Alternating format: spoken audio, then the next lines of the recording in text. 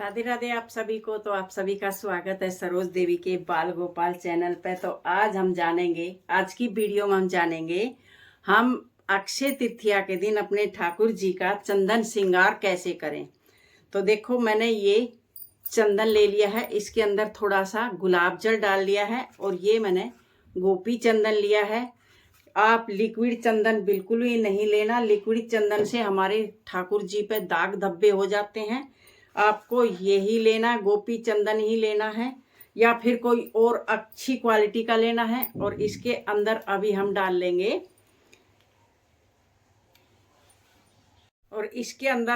डाल लेते हैं इत्र, क्योंकि इत्र भी हमारे ठाकुर जी को बहुत ज़्यादा प्रिय है। और इन सारी चीज़ों को अभी हम इसको कर लेते हैं मिक्स, क्योंकि हमने थोड़ी सी देर ये भिगोना पड़ेगा। ये इस तरीके का आता है गोपी चंदन। ये देखो, मैं इसी से स्नान करवाती हूँ। अभी गर्मी गर्मी मेरे ठाकुर जी को मैं इसी से स्नान करवाती हूँ। तो अभी इसको हम थोड़ी सी देर अभी डाल देते हैं इसके अंदर जल। ये थोड़ी सी देर हम भिगो कर रख देते हैं, जो कि हमारा चंदन अच्छे से फूल जाए और हम अपने ठाकुर जी का अच्छे से श्रृंगार कर दें। तो चंदन श्रृंगार हम कैसे करेंगे अक्षय तृतीया के दिन, आज की वीडियो में मैं बताती हूँ आपको। तो मैंने मेरे ठाकुर जी को उठा दिया है और दूध दे दिया है। इतने मेरे ठाकुर जी दूध ग्रहण कर रहे, इतने मैं अपनी सारी तैयारी कर लेती हूँ। तो चलो अभी हम अपने ठाकुर जी को करवा देते हैं स्नान। ये हमारे ठाकुर जी आ गए हैं अभी स्नान करने के लिए। तो सबसे पहले हम हाथ पैरों पे जल डालेंगे और उसके बाद हम सिर पे डालेंगे। अगर जो आपके पास फूल है, तुलसी दल है, ये सारी चीज़ आप जल में ले लेना, क्योंकि ये सारी चीज़ें हमारे ठाकुर जी को पसंद भी है। और फूल धीमी धीमी सुगंध भी देते हैं और हमारे ठाकुर जी को ठंडक भी प्रदान करते हैं। तो इसलिए हम अपने ठाकुर जी को सबसे पहले अच्छे तरीके से स्नान करवा लेंगे। ओम नमो भगवती वासुदेवा का मंत्र जाप करते करते भी करवा सकते हो, या आपको कोई और मंत्र आता हो तो वो भी जाप करते करते ठाकुर जी को स्नान करवा सकते हैं। तो अभी हमारे ठाकुर जी का स्नान हो चुका है। अभी हम हमारे ठाकुर जी को कर देंगे अंग पोषण, क्योंकि अच्छे तरीके से पोंछ के और फिर हम अपने ठाकुर जी का चंदन श्रृंगार करके दिखाएंगे आपको। तो अभी हम ये देखो, एक ब्रुश ले लिया है और अपने ठाकुर जी की इससे बहुत अच्छे तरीके से फिनिशिंग के साथ हम चंदन श्रृंगार कर देंगे। और आपके पास ब्रुश नहीं हो तो आप हाथ से भी कर सकते हो, क्योंकि ये मेरे थोड़े से बड़े ठाकुर जी हैं, तो इसलिए मैंने ब्रुश लिया है जो कि जल्दी हो जाए। और ये चंदन श्रृंगार आप अक्षय तृतीया के दिन पूरे शरीर पे भी कर सकते हो, और पूरे शरीर पे नहीं तो आप माथे पे और पैरों पे तो जरूर करना है, क्योंकि अक्षय तृतीया के दिन से हमारे ठाकुर जी की चंदन यात्रा शुरू हो जाती है और 21 दिन तक हमारे ठाकुर जी की चंदन यात्रा चलती है।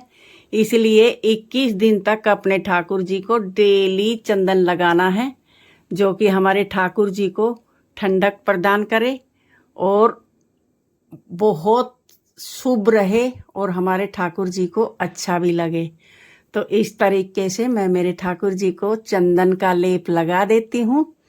मैं लगा लेती हूँ पूरा, और फिर मैं आपको श्रृंगार करते हुए दिखाऊंगी। ये हमने ले लिए हैं गुलाब के फूल। इनकी पत्तियों से हम अपने ठाकुर जी को हार पहनाएंगे।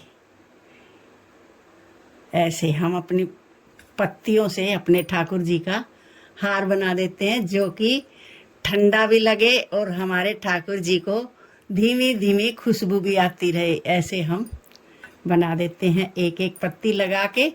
और देखो, आप किसी भी चीज़ से आप श्रृंगार कर सकते हो। आगे का श्रृंगार मैं दिखाऊंगी। एक लाल वाला चंदन आता है, उससे करूंगी मैं। ठाकुर जी को अक्षय तृतीया के दिन जितना आप फूलों से, चंदन से श्रृंगार सको, उतना ही इनके लिए कम है। ये इस तरह से हम अपने ठाकुर जी का पत्तियों से हार बनाएंगे। तो मैं कंप्लीट कर लेती हूँ। फिर आपको दिखाती हूँ मेरे ठाकुर जी का हार कैसा बना। ये हमने अपने ठाकुर जी को कंगन पहना दिए हैं और हार पहना दिया फूलों की पत्तियों से ही। अभी मैं मेरे ठाकुर जी को पहना देती हूँ हेयर बैंड, क्योंकि मेरे तो बड़े ठाकुर जी हैं, इनका मैं अच्छे से श्रृंगार कर सकती हूँ। तो ये देखो मेरे ठाकुर जी का हेयर बैंड भी आपको कैसा लग रहा है कैसा नहीं। तो इस तरह से हम अपने ठाकुर जी को चंदन श्रृंगार करेंगे। आप जैसा चाहे वैसा कर सकते हो। मेरे ठाकुर जी को बहुत अच्छा लगता है और बहुत हमारे ठाकुर जी चंदन श्रृंगार करवा कर बहुत ज़्यादा खुश होते हैं और बहुत सारा हमें आशीर्वाद देते हैं, क्योंकि गर्मी का टाइम है। तो गर्मी के टाइम में हमारे ठाकुर जी को चंदन श्रृंगार बहुत अच्छा लगता है। और फूलों का श्रृंगार हमने कर दिया है। अभी ये ले लेती हूँ मैं लाल वाला चंदन। ये मैं मथुरा वृंदावन से ही लाई थी। मथुरा वृंदावन में हर कलर का चंदन मिलता है, आप वहाँ से परचेज कर सकते हो। और ये मैंने चंदन ले लिया है, इसमें डाल देते हैं थोड़ा सा पानी, जो कि हम अपने ठाकुर जी का लड्डू बनाएंगे।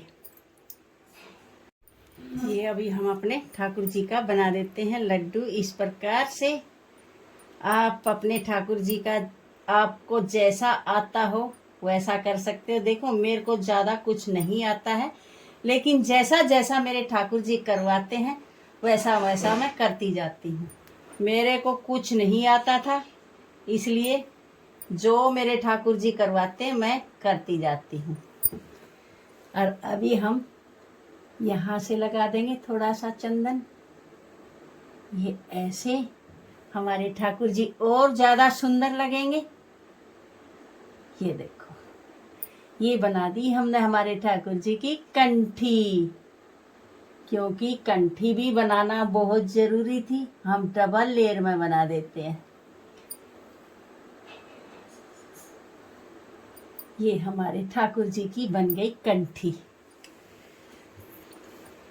तो ये तो हो गया मेरे ठाकुर जी का चंदन श्रृंगार। आप अपने ठाकुर जी को देखो, मेरे तो बड़े ठाकुर जी है, मैंने चड्ढी पहना के रखी है। आपके छोटे ठाकुर जी हो तो नेपी पहना सकते हो, लंगोटी पहना सकते हो, बाकी के वस्त्र आपको धारण नहीं कराने हैं। और इस तरीके से अपने ठाकुर जी का चंदन श्रृंगार करना है अक्षय तृतीया के दिन। और मेरे ठाकुर जी का आपको चंदन श्रृंगार कैसा लगा वो कमेंट करके ज़रूर बताना। और अक्षय तृतीया के दिन ठंडी ठंडी चीज़ों का आपने भोग लगाना है।